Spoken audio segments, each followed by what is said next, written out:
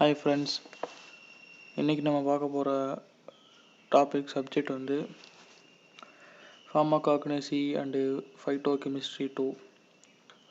இந்த pharmacognosy and ஃபைட்டோகெமிஸ்ட்ரி 2 வந்து நம்ம ஆல்ரெடி 4th செமஸ்டரில் படிச்சிருக்கோம். ஃபார்மகாக்னசி அப்படின்னா க்ரூட் ட்ரக்ஸ் வந்து நம்ம வந்து எப்படி ஐடென்டிஃபை பண்ணுறோம். ஸோ அந்த ஸ்டடி ஆஃப் க்ரூட் ட்ரக்ஸ் என்ன சிம்பிளாக சொல்லலாம். ஸோ அதுங்களை பற்றி பார்க்குறது தான் இந்த ஃபார்மகாக்னசி ஃபுல்லாக இருக்கும். ஓகே, இப்போ 5th செமஸ்டரில் வந்து நம்ம ஃபார்மகாக்னசியில்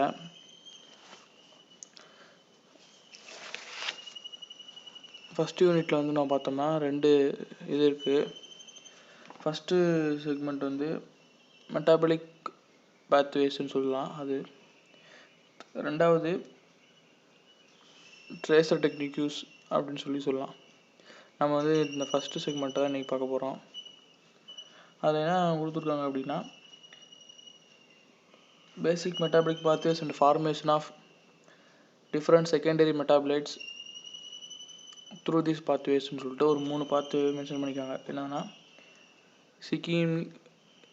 சிக்கீமிக் acid pathway, acetate pathway and amino acid pathway அப்படின்னு சொல்லி 3 விதமான பாத்வேவை சொல்லி மென்ஷன் பண்ணியிருக்காங்க. ஸோ நம்ம இதை பற்றி இப்போ பார்ப்போம். பொதுவாக வந்து நம்ம வந்து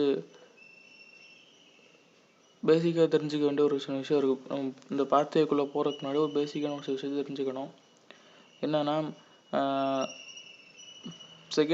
ப்ரைமரி மெட்டாபலைட்ஸ் அப்படின்னா என்ன அப்படிங்கிறதும், செகண்டரி மெட்டாபலைட்ஸ் அப்படின்னா என்ன அப்படிங்கிறதையும் பற்றி நம்ம நல்லா தெரிஞ்சுக்கணும். ஸோ ஓகே, ப்ரைமரி மெட்டாபலைட்ஸ் அப்படின்னா என்னென்னா, இந்த மாதிரி சப்ஸ்டன்சஸ் வந்து எல்லா விதமான ஆர்கானிசம்லையுமே இருக்கும்.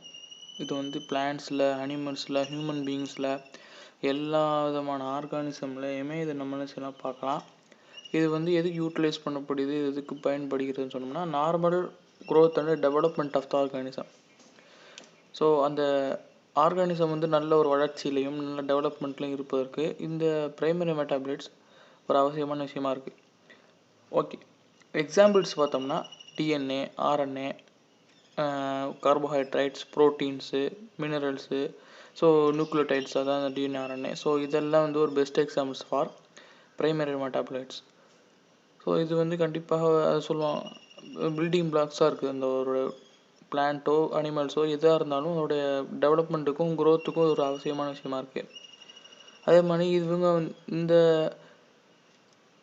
ப்ரோட்டீன்ஸ், கார்போஹைட்ரேட்ஸு இதெல்லாம் எப்படி வந்து ப்ரொடியூஸ் ஆகுது அந்த பிளான்ட்லேயும் அனிமல்ஸ்லேயும், அதே மாதிரி எப்படி வந்து அது மெட்டாபலிஸ் ஆகுதுன்னா அதுக்கு பல பாத்வேகள் வந்து என்ன செய்யுது, நடக்க தான் செய்யுது.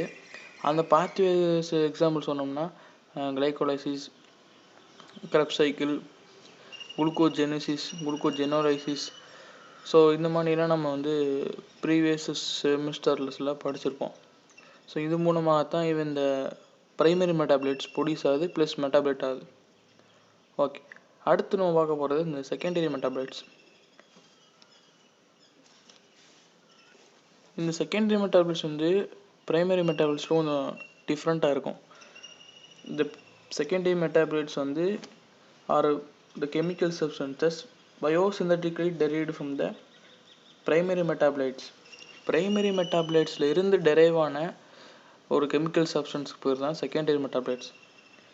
இது வந்து நம்மளுடைய அந்த நார்மல் க்ரோத் அண்ட் டெவலப்மெண்ட்டுக்கு வந்து எந்த ஒரு ஹெல்ப்பும் பண்ணால். ஸோ இதுங்க வந்து நார்மல் க்ரோத் டெவலப்மெண்ட்டுக்கு எந்த ஒரு பங்கும் வகிக்காது. பட் ஆனால் இது வந்து என்ன பண்ணும், அப்போ அந்த செகண்டரி மெட்டாபலைட்ஸ் வந்து எதுக்கு யூஸ் ஆகுது அப்படின்னு சொன்னோம்னா, அது வந்து நம்ம உடம்புல வந்து இந்த ப்ரெடேட்டார்ஸ், அதாவது பிளான்ஸோடைய அந்த பிளான்ஸ் அழிக்கக்கூடிய ஒரு சில விஷயங்கள் இருக்கும். அந்த மாதிரி உள்ள ப்ரெடேட்டார்ஸை வந்து அதுலேருந்து பாதுகாத்துக் கொள்வதற்காக ஒரு டிஃபென்ஸ் மெக்கானிசம் மானியும், ப்ளஸ் வந்து அது ஒரு நல்ல ஒரு ஃப்ராக்ரன்ஸு அப்பியரன்ஸ் தருவதற்காக. ஸோ பிரைமரி, அதாவது சிம்பிளாக சொல்லணும்னா செகண்டரி மெட்டாபிளைட்ஸ் வந்து எதுக்கு யூஸ் ஆகுதுன்னா, பிரைமரி மெட்டாபிளைட்ஸ் வந்து normal growth and development use ஆகுதுன்னு சொன்னோம்.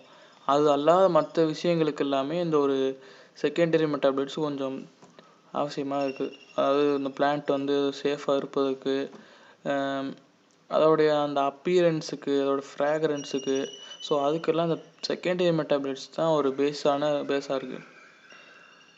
ஓகேங்களா? இந்த செகண்டரி மெட்டாபிளைட்ஸ் தான் நம்ம மெயினாக பிளான்ட்ஸில் தான் நம்ம அதை பார்க்கலாம். ஸோ இந்த செகண்டரி மெட்டாபிளைட்ஸ் தான் எப்படி ப்ரொடியூஸ் ஆகுனா அந்த 3 பேத்வே சொன்னோம். Shikimic pathway, acetate pathway and amino acid pathway. So இது மூலமாக தான் அந்த செகண்டரி மெட்டாபிளைட்ஸில் பிளான்ட்ஸில் ப்ரொடியூஸ் ஆகுது. ஸோ இதோட எக்ஸாம்பிள்ஸ் பார்த்தோம்னா ஆல்கலாய்ட்ஸு, கிளைக்கோசைட்ஸு, வால்டரைல்ஸு, டேனின்ஸு அப்படின்னு சொல்லி நம்ம பல எக்ஸாம்பிள் சொல்லலாம். ஸோ இதுதான் செகண்டரி மெட்டாபிளைட்ஸோடைய ஒரு சின்ன ஒரு இன்ட்ரோடக்ஷன்.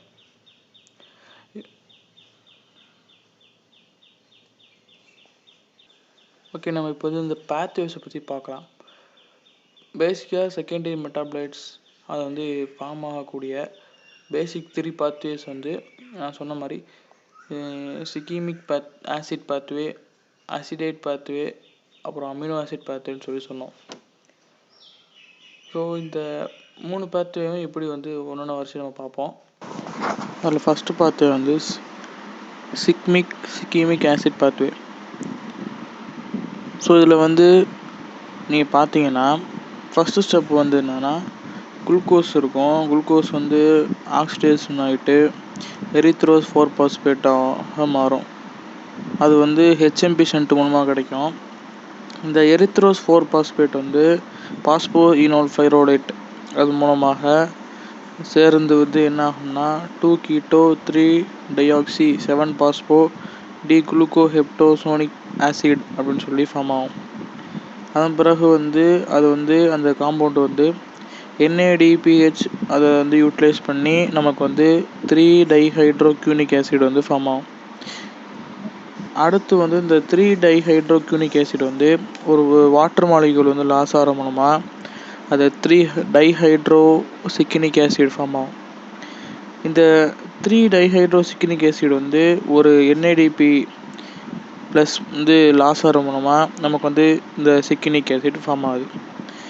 அதுக்கப்புறம் தான் இந்த சிக்கினிக் ஆசிட் வந்து இன்னொரு பாஸ்போஈனோல் பைரோலேட்டோட ரியாக்ட் பண்ணி நமக்கு வந்து 3-ஈனோல் பைரோலிக் சிக்கினிக் ஆசிட் 5-பாஸ்பேட் வந்து கிடைக்கிது. அதுக்கப்புறம் வந்து அது வந்து கோர்சிமிக் ஆசிடாக வந்து ஃபார்ம் ஆகுது. இந்த கோர்சிமிக் ஆசிட் வந்து அது வந்து நெக்ஸ்ட் ஒரு 2 இன்டர்மீடியட் காம்பவுண்டை வந்து ஃபார்ம் பண்ணுது. அதுக்கு பேர் வந்து ஆந்த்ரலானிக் ஆசிட் அண்டு பெரிஃபெனிக் ஆசிட் அப்படின்னு சொல்லுவாங்க. அதுக்கு வந்து ஒரு 2 என்சைம் வந்து கேட்டலைஸ் பண்ணுது. அந்த என்சைம் பேர் வந்து ஆந்த்ரலைட் சிந்தடேஸ் வந்து குரோமேசிக் மியூட்டேஸ் அப்படின்னு சொல்லுவாங்க. இந்த 2 காம்பவுண்ட்ஸ் சொன்னோம்ல, இந்த 2 ஆசிட் இருக்குல்ல, இதுதான் வந்து நிறையா அரோமேட்டிக் அமினோ ஆசிடையும் ப்ரொடியூஸ் பண்ணுது. Example tryptophan, phenyl tyrosine. இதுக்கப்புறம் தான் நமக்கு வந்து அதுக்கப்புறம் வந்து இந்த ஃபார்ம் ஆன அரோமேட்டிக் அமினோ ஆசிட் மூலமாக தான் இன்னும் பல ஸ்டெப்ஸ்கள் போயிட்டு நமக்கு ஆல்கலாய்ட்ஸ் போன்ற செகண்டரி மெட்டாபிளைட்ஸ் ப்ரொடியூஸ் ஆகுது. இதுதான் சிக்கினிக் பேத்வேயோடைய அந்த விஷயம். அடுத்து நம்ம பார்க்க போகிறது அசிடேட் பேத்வே. இந்த அசிடேட் பேத்வேக்கு வந்து இன்னும் பல பேர் இருக்குது. அதாவது என்னென்னா அசிடேட் மெவாலோனேட் பேத்வே, மெவாலோனிக் ஆசிட் பேத்வே அப்படின்னு சொல்லலாம்.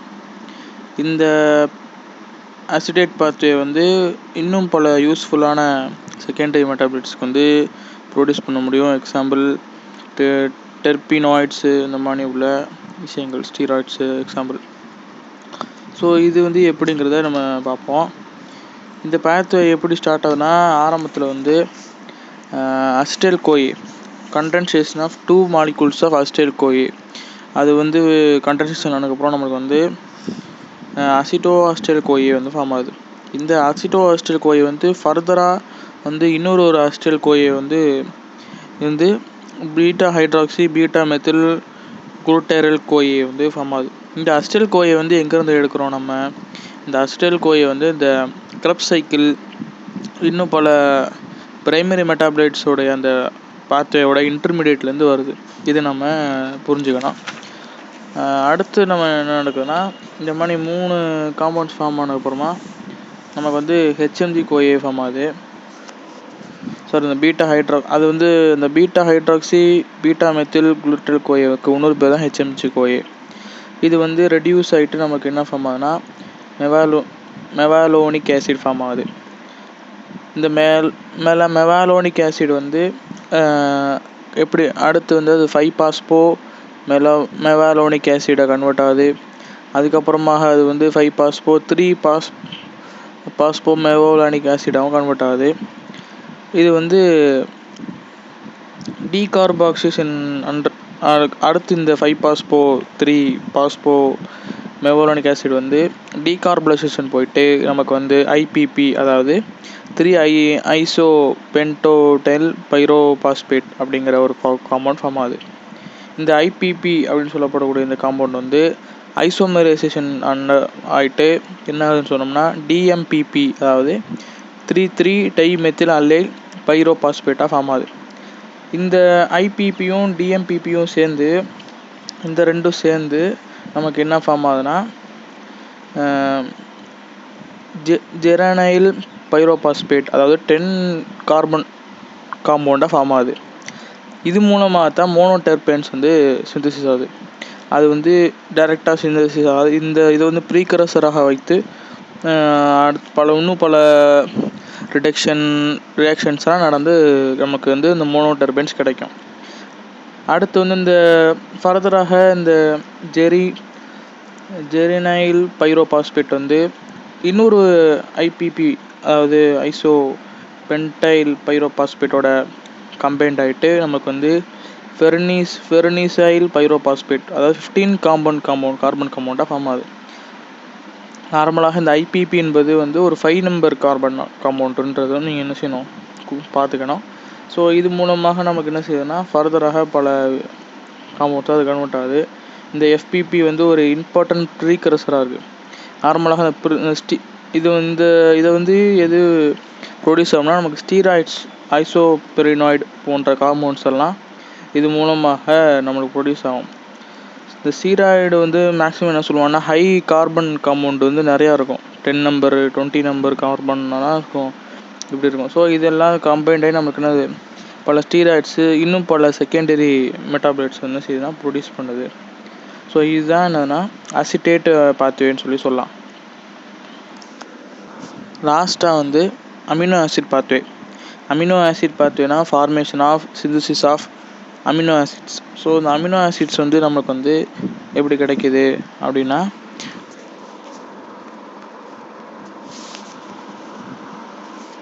அது வந்து பல பாத்வே மூலமாக கிடைக்கிது நமக்கு. அதாவது கிளைகோலைசிஸ்லேருந்து நம்ம பார்த்தோம்னா அதில் வந்து இந்த 6-பாஸ்போ குளுக்கோரேட் அப்படிங்கிற ஒரு இன்டர்மீடியேட்லேருந்து செரின் அப்படிங்கிற ஒரு அமினோ ஆசிட் வந்து ஃபார்ம் ஆகிட்டு அது பல கெமிக்கல் ரிடக்ஷன்ஸ் ஆனதுக்கப்புறம் அது சிஸ்டீனு கிளைசினாக ஃபார்ம் ஆகுது. அதே மாதிரி அதுலேருந்து இருக்கக்கூடிய ரிசல்டன்ட் பைரோடேட் மூலமாக நமக்கு வேலின், லூசின், ஐசோலூசின் கிடைக்கிது. அதேமாதிரி அதே பைரோலேட் மூலமாக தான் அனலின் அப்படிங்கிறது கிடைக்கிது. இது வந்து கிளைகோலிசிஸில். அடுத்து வந்து பார்த்தோம்னா இதே நம்ம சிக்னிக் ஆசிட் பார்த்தோம் ஃபஸ்ட்டில், அதில் வந்து டிரிப்டோஃபன்லாம் கிடைக்கும்னு சொன்னோம்ல, அது ஒரு வகையான அமினோ ஆசிட் பார்த்தும் சொல்லலாம். அதுலேருந்து அந்த ப்ரீகர்சர் ஆன்தர்லிக் ஆசிட் அது மூலமாக நமக்கு ட்ரைரோசின் ஆனலிலாம் கிடைக்கும்.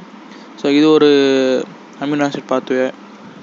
அடுத்து நம்ம பார்க்குறது கிரெப்ஸ் சைக்கிளில் பார்த்தோம்னா, கிரெப்ஸ் சைக்கிளில் வந்து அந்த ஆக்சோலோ ஆசிட்டேட் அப்படிங்கிற ஒரு இன்டர்மீடியேட் இருக்கும்.